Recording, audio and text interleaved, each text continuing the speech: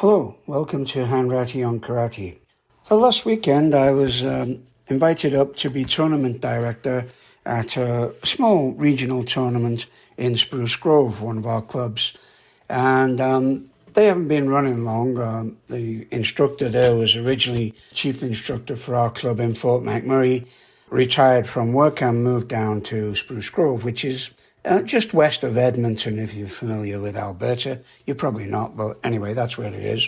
So he opened a club there, and it's been quite popular.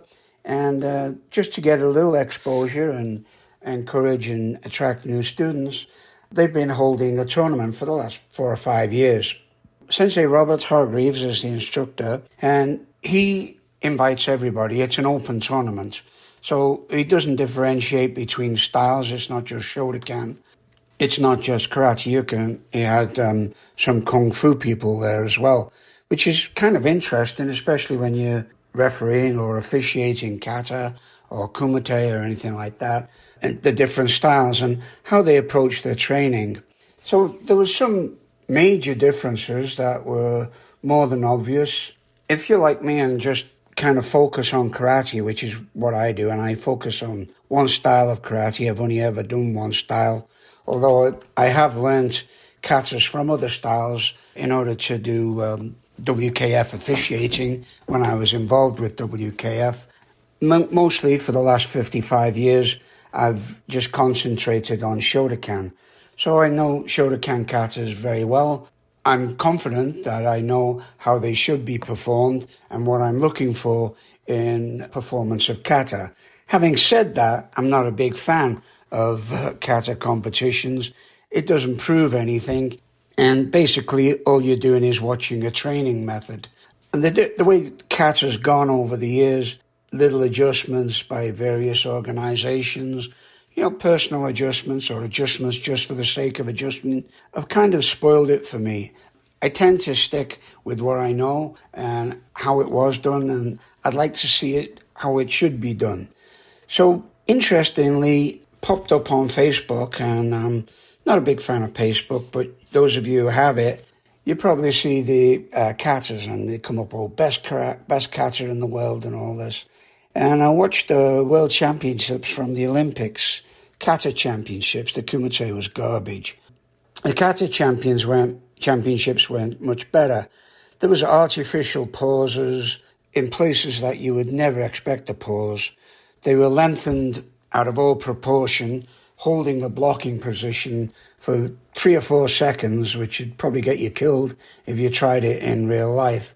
And then going super fast, so the pause would be to accentuate the speed after the pause. So from full stop, hold it, and then explode into very flicky, very fast techniques that almost sure that the people who were judging them could not see what kind of application or how they would be applied in a situation where you would need them, which made me wonder. Well, it didn't make me wonder. I kind of know what kata's for, but I'm wondering if a lot of people do know what kata's for and why we practice kata. Basically, it's like why we practice kion or basics and why we practice kumite.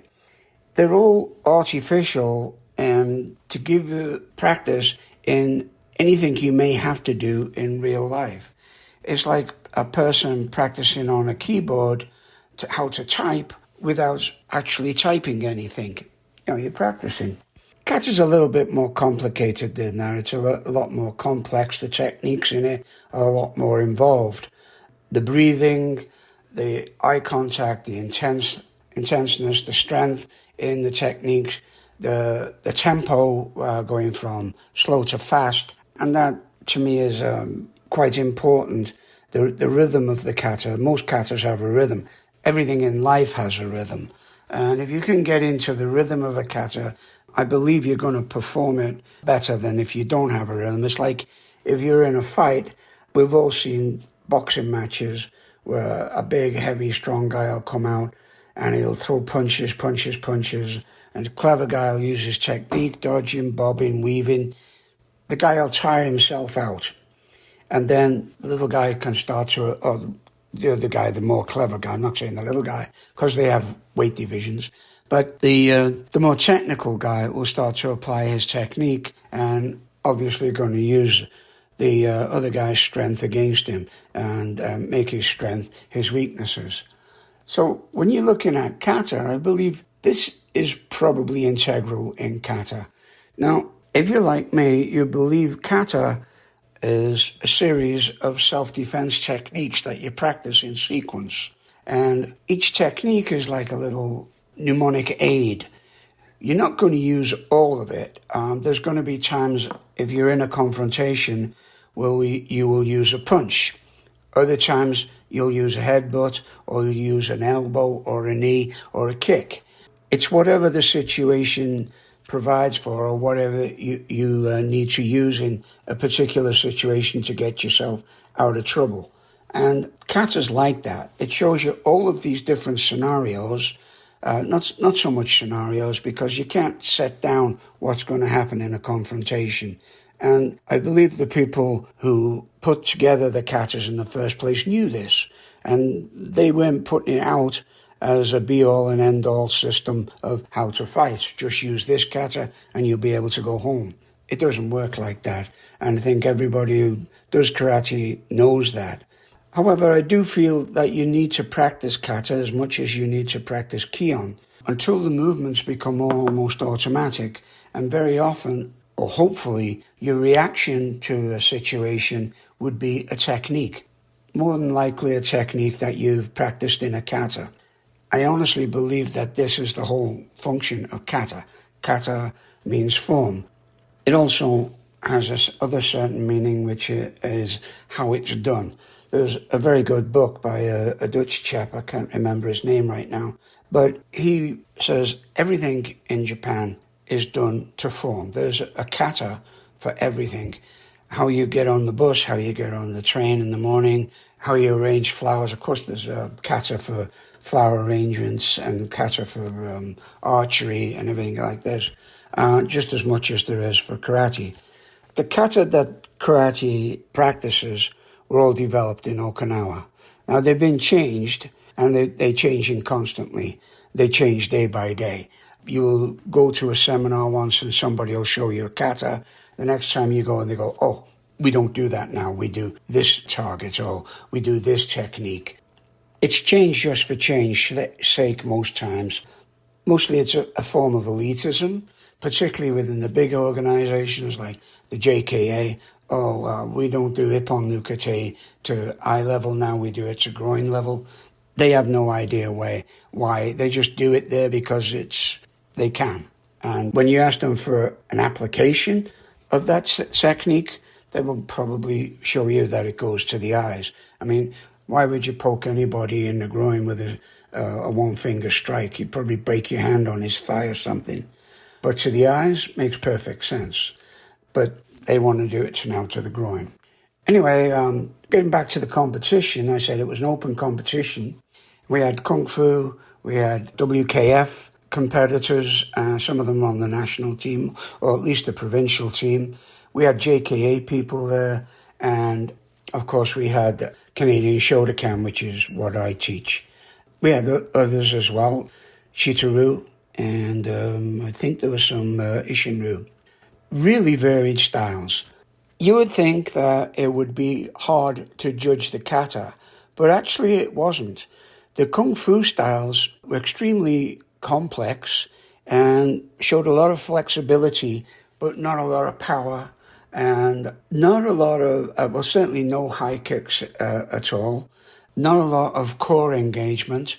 Flexibility was good, quite a few open-handed strikes, and the movement was very simply left to right or back and forward, not too much on a diagonal, but really interesting, and obviously took a lot of work for them to get as good as they were, and they were quite good.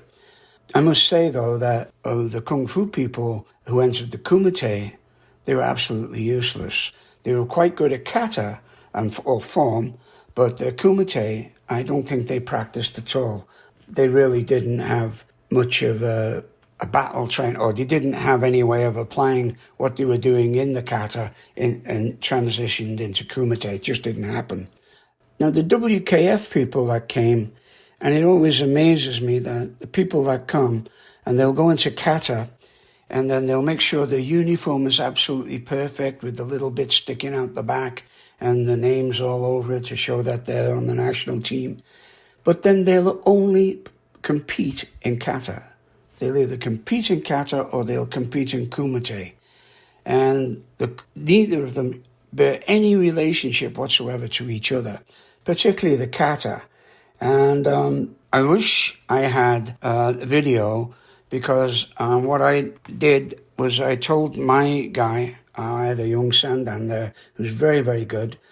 I asked him to copy whatever kata the WKF guy did. It was the WKF guy was doing Shotokan kata, and they nearly always do a safe Shotokan kata or a flashy Shotokan kata like Unsu or Kanku Sho. And he did Unsu. So I had my guy, young Daniel Kurdoff, one of my junior instructors, do Unsu right after him. And the difference was night and day. There was no elongated stops or overemphasis on the stopping position. There was no fancy handwork in the opening movement. Myself, when I look at Unsu, the kata to me is always front and rear. Everything in Unsu is in front and then behind. Even when you're on an angle, you're doing it angle to that side and then 180 to the rear. So it's always 180. The whole kata is 180, 180. So it shows when you see the shortcuts with the WKF kata where they don't do a complete turn on after the Haito, Maigeri, Sotuki, Gyakuzuki. In the middle of the kata is not a complete turn. The exaggerated sitting position before you go into the pushing hands when you come off your first drop-down mawashis, it just didn't look good. And then the preparation for the jump, all I can say is it annoyed me. And now I wasn't officiating, I was tournament director, so I had nothing to do with the marks or the scores that were given. But we do the jumps straight from the open hand block. We just switch into Kokotsadachi and backstands and then do the jump from there. I know some Shotokan, they move into Fudadachi or Sojindachi, rooted stance, before they do the jump. We've always done it because that's the way I was taught by Anoida Sensei, and I believe Nishiyama taught the same way. Straight in to Kokots and then jump. No step, certainly no step. Pressure down on the left, push your right side up as high as you can, flip in midair and down. And land solidly, nice 3-point landing, 2 hands in front, leg underneath and the other leg outstretched behind. Certainly don't pulling back into Nekawashi Dachi, then taking an exaggerated step to almost get a plyometric leap into the kata, just so that you can get height on the jump and elicit unwarranted applause from the audience. So it was really good, and I honestly wish, as I said, that I'd had a video of the 2 different katas. Now, what happened with the marks, which I stressed didn't have anything to do with me, both guys did 2 katas, and as I said, I asked my guy to mirror his. They finished up a tie, a dead tie. So I asked them to do a 3rd kata. They come to me and they said, we've got a dead tie, what do we do? I said, okay, we'll do a 3rd kata. What you do, everybody gives a base point, so it doesn't matter how good his kata is, he's just going to get 8.0. When the next guy comes up, it's up to you, your judgment. Was he better or was he worse? If he was better, you give him 8.1. If you think he was worse, you give him 7.9. Okay, pretty simple. All we need to do is separate them. It doesn't matter about the points. It's not a question of gaining more points than somebody else. It's just a way of separating who has the better kata. So when I went up, so I told the center referee, go up and explain to them that they need a 3rd kata, and it can't be a kata that they've previously done. There was a look of dismay on the WKF performer, but he went and he did another kata, and there was nothing in it. There was really all of the criteria that you need to judge a kata was missing. Eye direction, strength, flow, application of technique, correct targeting. It just wasn't there. Balance, there was a loss of balance. Mastery of turns and everything else. And then, of course, the Shotokan Sandan came and did the kata. And this guy, Daniel, he does perform with a lot of power. And you can actually almost see the techniques, and he pushes through it. It was just way better, in my opinion, and obviously the opinion of the judges, because he took the gold. But the differences were amazing. And it got me wondering how kata has evolved to a state where it's ego-driven dance, where you're more concerned with how your uniform looks, who's looking at you, holding a stance or a technique so that the judges can, see what it's like, or how good your balance is, or whatever.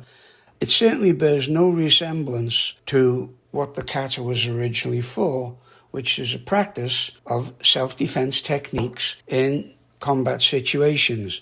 Multiple self-defense techniques and in multiple scenarios or in multiple situations. So each one is a small little envelope that you open when you need it, or you apply it as the situation demands. So the evolution, and I looked at some Okinawan kata. I wanted to go back and have a look.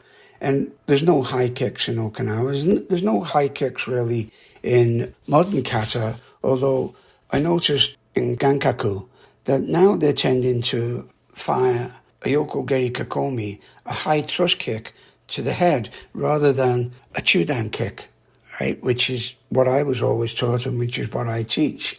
We use kiyagi, and I know the original Okinawan used just the maigeri, but it's really interesting. If you go back, you can see the functionality in the kata, which is missing in a lot of katas. And I'm not saying it's just WKF, but I believe WKF have done a lot more to deteriorate and dilute the kata than any other organization. It is diluted also in JKA and other styles and other organizations, because they'll change it just for the sake of changing it, going, oh, this is the way we do it now. It doesn't matter how you do it now. If it doesn't work, it doesn't work. You have to, if you go back and have a look at the original ones, and not the ones that were made just to teach school kids. I'm not talking about the Pinan and the Heian, which were diluted kata to start with. But they do teach you basic stances, and they do teach you basic techniques and turns, which you're going to need as you get into a more advanced kata. But that's the way karate is taught now. Instead of you learning just one kata or two katas for your whole life, you're going to learn as many as there are in that system to go up through your various grades, which again is a modern concept, as there wasn't any grades in Okinawa. You just did karate or you did Tode, and your reputation as how well you did it was eminently provable by application of, the concept of going out and showing people. And certainly when you look at the culture I come from, which was a very tough city, a lot of people got known as hard men because they could do the business. And that was the way they did it. And it didn't matter if you did karate or you didn't do karate. Terry O'Neill, an old club mate of mine, a very good friend, he could do the business. But karate opened up a lot more ways for him to do that than just being a good street fighter. The same with Gary Spears, another old friend of mine. Gary was known as, he would be a 5-man gang because it would take 5 men to put him down. That was an easy way of explaining Gary. He would never back down, and he'd take you out. If you're looking for a modern equivalent, there's a guy, Shiham, you see him on Facebook. He's in JKS, Kagawa's group. He works as a security guy at night, and he gets into fights almost every week. Not because he wants to. He seems to me a very peaceable and well-adjusted human being, but he can certainly do what he has to do if he has to. And I believe that karate has given him a lot more ways of doing that. That's what it did for me. I mean, being a taxi driver in Liverpool, I got into at least one fight a week. I mean, a real fight, not referees and everything else. You got into a fight. That's just the way it was. Now, people will say, well, did you get into less fights because of karate, or you get into more fights, or did karate make you a better fighter, or what? I'll say it this way. Karate gave me a lot more ways to get out of a fight and a lot quicker than I used to. I'd done a bit of boxing so I could move, but I found that confrontations didn't last as long. I could see when a situation was developing, and I could cut it off a lot quicker and a lot more effectively with karate training. And that goes back to my old saying, what I tell all my students: don't wait to be attacked. You can attack the intention. The intention, if you're waiting for somebody to make a move, or you're scared to hit him because, you're going to get the consequences, you're never going to do it. If you're thinking about the consequences, if you're thinking, if I hit him, the consequences are I could be arrested. If you're thinking about one, you're not going to do the other, all right? So you can't think about the consequences. The consequences of not hitting him are going to be a lot greater. You're going to be damaged, hurt, and maybe even worse. So don't worry about the consequences or waiting for somebody to attack you.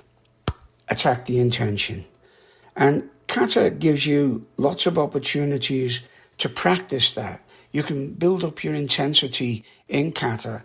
Some of the best Kata I've ever done personally, been in the dojo, not been in competition, is when I've been mad as hell and I've just let it all go. And my breathing seemed to come along. My key eyes were right there, and it just felt good. I'm not saying it will happen all the way through your kata, but if you can go halfway through your kata with that kind of attitude, you're probably going to blow out before the end of it.